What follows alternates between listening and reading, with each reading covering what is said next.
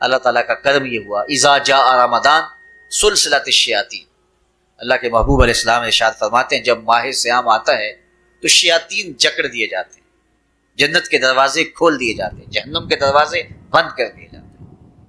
اب ہمارے دو دشمن تھے، ایک نفس اور دوسرا شیطان، دونوں کے مقابلے میں ناتواں اور کمزور جان کو مقابلے میں آنا پڑتا تھا، لیکن جب ماہ صیام آیا، یہ ماہ انور آیا، تو ہمارے دو دشمنوں میں سے ایک دشمن باندھ دیا گیا۔ اب ہمارا مقابلہ صرف ایک دشمن سے رہ گیا۔ دیکھیے، ماہ رمضان آتا ہے تو مسجدوں کے در کشادہ ہو جاتے ہیں، لوگوں کا رجحان دین کی طرف ہوتا ہے، جو 5 نمازیں بھی نہیں پڑھتے ہوتے ان کو تراویح میں بھی کھڑا ہوتا دیکھتے ہیں، اہتمام ہوتا ہے، نیکی کا، صدقہ و خیرات کا ماحول پیدا ہوتا ہے۔ ایسا کیوں ہے؟ یہ شیطان بن گیا، لیکن اس کے باوجود نظر بھٹک رہی ہے، خیالوں میں آوارگی ہے اور رشوت کا بازار گرم ہے۔ کیوں؟ کہ ابھی نفس موجود ہے۔ تو نیکی کا جو ماحول پیدا ہوا یہ شیطان کے بن جانے کی وجہ سے، اور برائی کا ماحول اب بھی موجود ہے یہ نفس کے موجود ہونے کی وجہ سے۔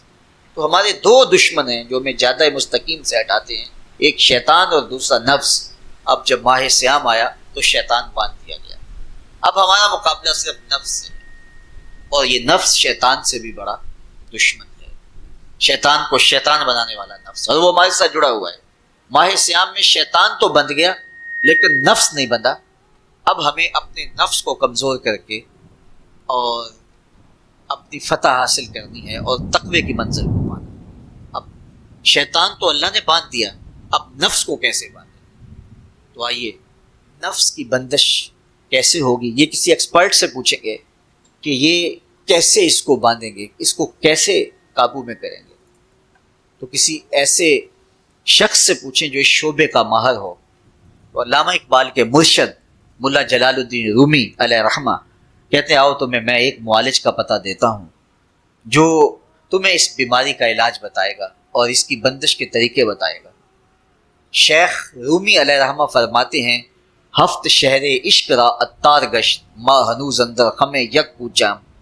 عشق کے 7 شہر شیخ فرید الدین اتار گھوم چکے ہیں، اور میرے جیسا شخص عشق کے پہلے شہر کی پہلی گلی کے کونے پہ کھڑا ہے۔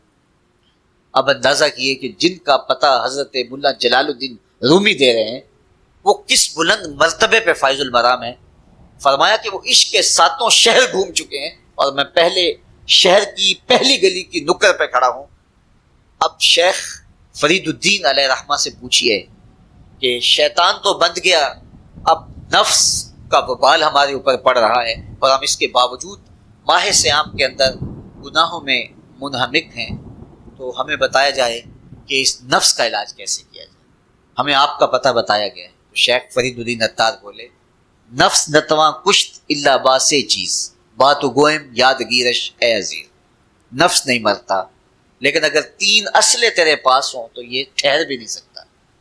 وہ 3 اسلحے کون سے ہیں؟ خنجر خاموشی و شمشیر جو، نیزائے تنہائی و ترک ہجو۔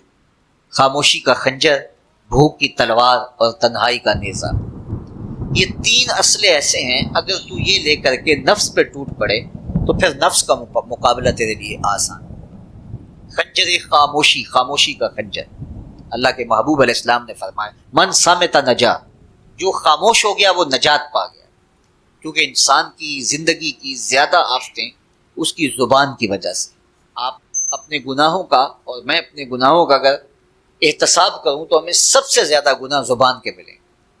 آنکھیں بھی گناہ کرتی ہیں، ہاتھ بھی گناہ کرتے ہیں، پاؤں بھی گناہ کرتے ہیں، لیکن سب سے زیادہ گناہ زبان کرتی ہے۔ جھوٹ بھی بولتی ہے، غیبت بھی کرتی ہے، شکوہ بھی کرتی ہے، گالی سب و شتم اور کیا کچھ زبان کے گناہ ہیں۔ اسی لیے اللہ کے محبوب نے فرمایا جو تمہارے 2 جبڑوں کے درمیان ہے یعنی زبان، اور 2 ٹانگوں کے درمیان ہے تمہاری پارسائی کی جگہ، تم ان 2 چیزوں کی مجھے ضمانت دے دو، میں محمد تمہیں جنت کی ضمانت دے دیتا ہوں۔ تو انسان کے سب سے زیادہ گناہ زبان کے ہیں اور اس کی پارسائی کی جگہ۔ تو اس لیے میرے حضور نے فرمایا من صمت نجا، جو خاموش ہو گیا وہ نجات پا گیا۔ خنجر خاموشی، خاموشی کا خنجر نفس کشی کا ایک مؤثر ذریعہ۔ اور دوسری بات بشمشیر جو، اور بھوک کی تلوار۔ تو بھوک سے نفس کا مقابلہ کیا جا سکتا ہے، بھوک کی تلوار سے نفس کا سر کاٹا جا سکتا ہے۔ اللہ کے محبوب کا فرمان سنیے، یا معاشر الشباب من استطاع منکم الباء فلیتزوج فإنہ اغض للبصر واحسن للفرج فمن لم یستطع فعلیہ بالصوم فإنہ لہ وجاء۔ اے جوانوں کے گروہ، تم میں سے اگر کوئی نکاح کرنے کی طاقت رکھتا ہے تو وہ دیر نہ کرے، فی الفور نکاح کر لے، یہ نظر کا اور پارسائی کا محافظ ہے۔ لیکن اگر تم میں سے کوئی نکاح کرنے کی فی الحال پوزیشن میں نہیں ہے تو وہ کثرت کے ساتھ روزے رکھے۔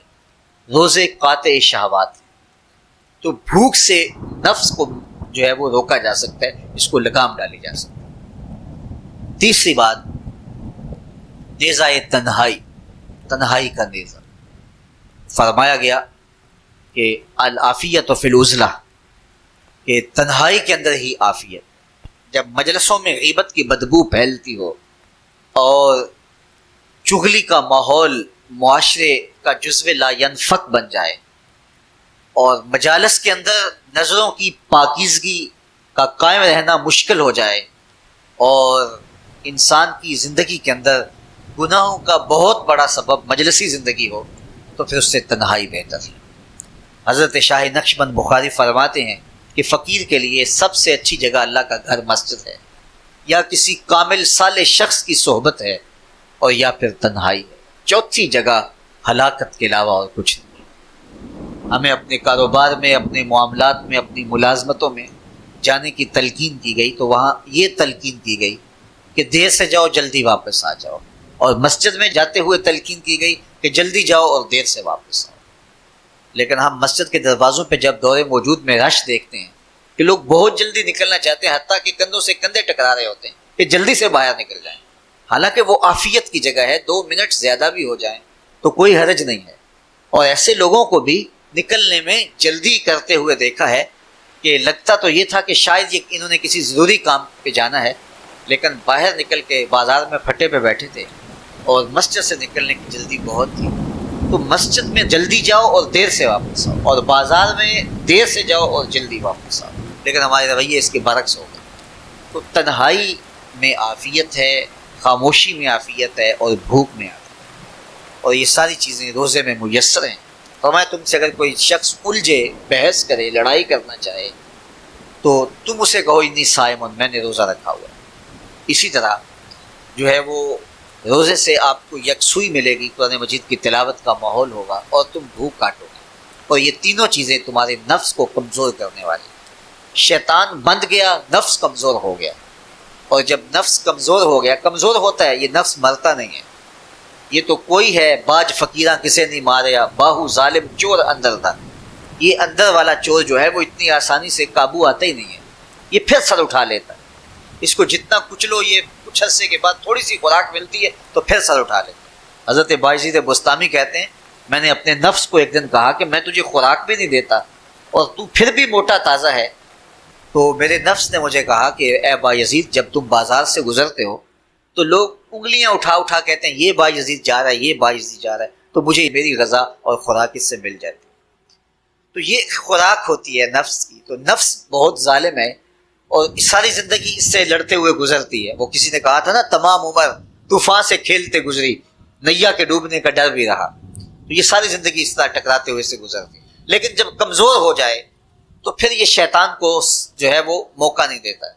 لیکن اگر ماہ سیام میں ہمارا کمزور نہ ہوا، صرف ہم نے بھوک ہی کاٹی اور باقی اپنے معمولات وہی رکھے، تو میرے حضور نے فرمایا جس نے جھوٹ اور برے کام نہیں چھوڑے اور جھوٹے کام ترک نہیں کیے، اس کے بھوکا اور پیاسا رہنے کی اللہ کو کوئی ضرورت نہیں۔ روزہ تو ایک مشق تھی، یہ تو باطن کی تطہیر کا ایک ذریعہ تھا، یہ تو من کی تہذیب کا ایک ذریعہ تھا، یہ تو نفس کی شر سے اپنے آپ کو بچانے اور شیطان کے مکر و فریب سے بچانے کا ایک ذریعہ تھا۔ دیکھیے شیطان بن جاتا ہے ماہ سیام میں، حدیث واضح ہے، لیکن نفس موجود رہتا ہے۔ اگر نفس کمزور ہو گیا تو شیطان چھٹ کے بھی کچھ نہیں کرے گا، کیونکہ شیطان باہر کا دشمن ہے، نفس اندر کا دشمن۔ جب تک اندر والا دشمن ساتھ نہیں دیتا، باہر والا دشمن کچھ نہیں کر سکتا۔ ہمارے دیہاتوں میں چوری ہو جائے تو بوڑھے بزرگ سر جوڑ کے بیٹھ جاتے ہیں کہ چور کہاں سے آیا، کیسے آیا، تو ایک نقطے پہ سارے متفق ہوتے ہیں کہ اندر کا کوئی بھیتی ضرور موجود ہے۔ اگر اندر کا کوئی بھیتی موجود نہیں ہے تو چور باہر سے آ کے حملہ آور ہو ہی نہیں سکتا ہے. تو شیطان باہر کا چور ہے، نفس اندر کا بھیدی ہے، اور اگر یہ اندر والا باہر والے کا ساتھ نہ دے تو شیطان انسان پر حملہ آور ہو ہی نہیں سکتا. اس لیے اس کو قابو کر لیں، اس کو رام کر لیں، تاکہ شیطان چھٹنے کے باوجود بھی جو ہے وہ ہمارے اوپر حملہ آور نہ ہو سکے. ورنہ وہ تو پیچ و تاب کھا رہا ہے کہ یہ جو تم نمازیں پڑھتے ہو، سروں پہ ٹوپیاں تم نے پہنی ہیں اور بڑے شریف بن کے مسجد میں جا رہے ہو، ذرا چھٹ لوں عید کے دن ہی جو ہے وہ تمہارا سارا کیا دھرا برباد نہ کیا تو مجھے شیطان نہ کہنا. تو وہ سب کچھ برباد کر دیتا ہے اگر ہمارے نفس کی تہذیب نہیں ہوتی. تو یہ اللہ نے ایک ہمیں موقع دیا ہے، پورا ایک مہینہ ہے، ایک ورکشاپ ہے باطن کی تطہیر کے لیے، اور ایک اندر کی پاکیزگی کے لیے ہمیں ایک موقع فراہم کیا گیا ہے، اور اس سے ہم بھرپور فائدہ حاصل کریں. قرآن مجید کی کثرت کے ساتھ تلاوت، صلاۃ التراویح میں شمولیت، اور خاموشی کا اختیار کرنا، اور جو ہے وہ اللہ کے ذکر فکر کی طرف متوجہ رہنا اور بھوک کاٹنا. اس کا عملی نتیجہ یہ ہوگا کہ اتقاء کی دولت نصیب. دیکھیے ماہ صیام میں ہمیں ان کاموں سے بھی روک دیا گیا جو کہ کام جائز تھے، کھانا پینا اور جو ہے وہ اپنی منکوحہ سے جنسی تعلق، یہ تو وہ امور تھے کہ جو جائز تھے، مشروع تھے. لیکن اوقات روزہ میں ان جائز کاموں سے بھی ہمیں روک دیا گیا. اس فلسفے کو ہمیں سمجھنا ہوگا کہ جو کام شریعت میں جائز تھے، مشروع تھے، روزہ ان سے بھی رک جانے کا نام ہے.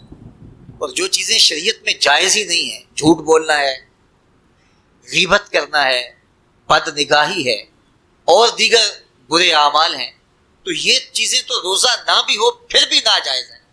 تو جو چیزیں جائز تھی روزے میں ان سے بھی منع کر دیا گیا، اور جو چیزیں ناجائز ہیں تو اگر کوئی شخص ان چیزوں سے نہیں رکتا تو پھر اس نے روزہ کیا رکھا.